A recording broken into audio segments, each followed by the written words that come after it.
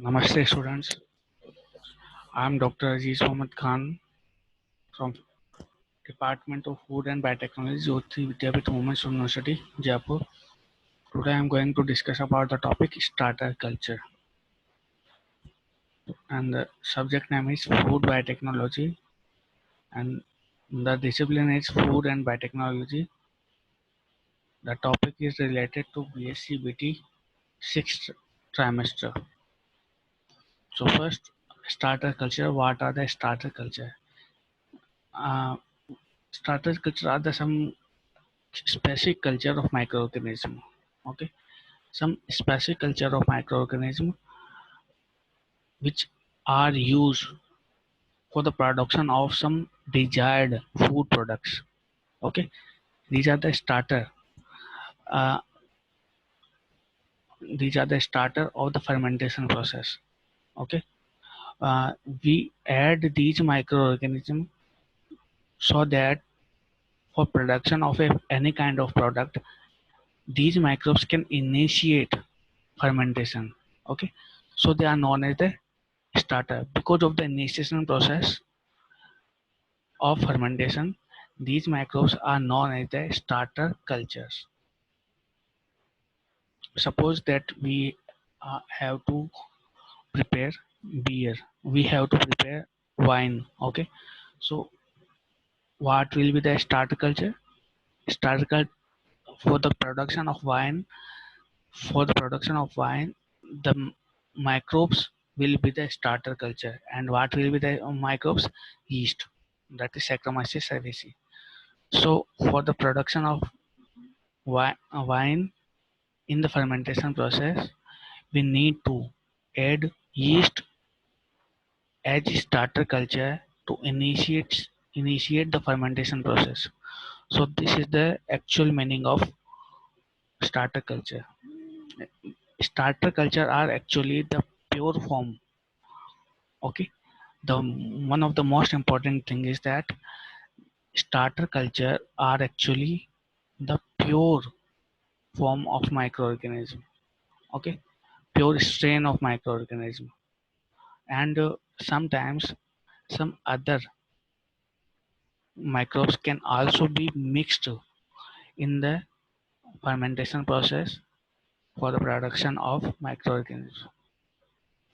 So actually the different strains are used for the fermentation as a starter cultures. So starter culture can be defined as the culture of microorganisms, usually bacterial or fungal strains, that are either pure or mixed with, which is used to initiate fermentation process. It can be obtained either or pure culture from commercial laboratory or from a portion of previously cultured product. The microorganisms are selected for ability to produce lactic acid or for curd production. So we know that curd is produced from the lactic acid bacteria. Okay, so these are the starter cultures, and it is known that various dairy products such as yogurt, cafe, kimchi are produced with the microorganism. The fermentation of beans and the beer and the wine making are again through the microorganism.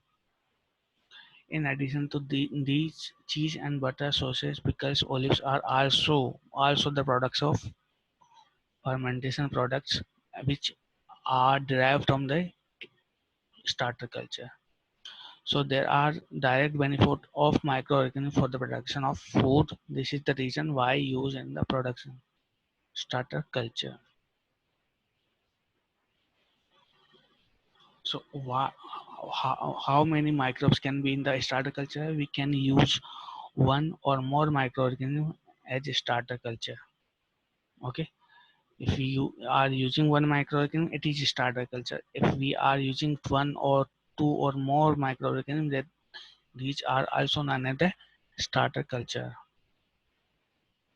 In the wine, for example, we use single microorganism with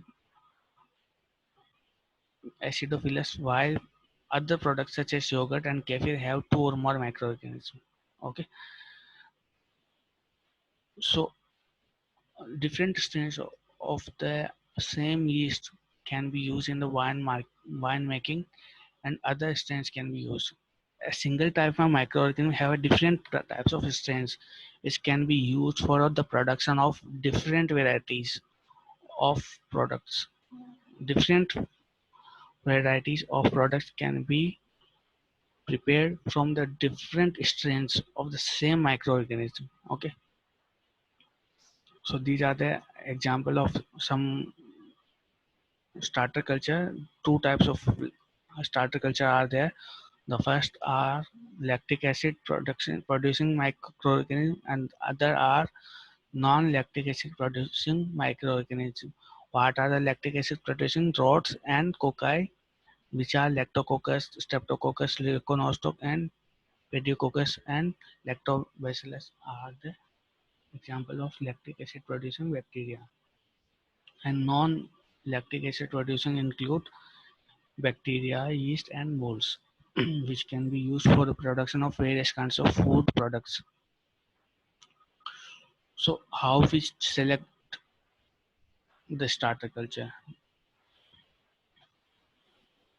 And the starter culture should not bring negative effect inside the food ingredient. Okay, the first thing is, if we select any starter culture, it should not bring any negative effect inside the food.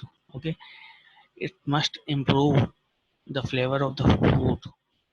Okay, it can be active even at low water concentration. Okay, it may be able to inhibit other harmful microorganisms. Okay, from if it is a it can inhibit the harmful micro, it is a best choice of starter culture. Okay, so, form a homogeneous structure and protect the stability of the product. Be well tolerated against salt and sugar concentration. It must not enter into the reaction with other organic substances in food. Most importantly, not cause any negative effect to disturb the health, which is the most important, that if we are using any starter culture, it must not produce any effect that may be harmful for the humans. Okay, so these are and this was our topic, which was introductory part of the starter culture. Next we are going to discuss about the starter culture of beer, SCP, single cell protein, and other things.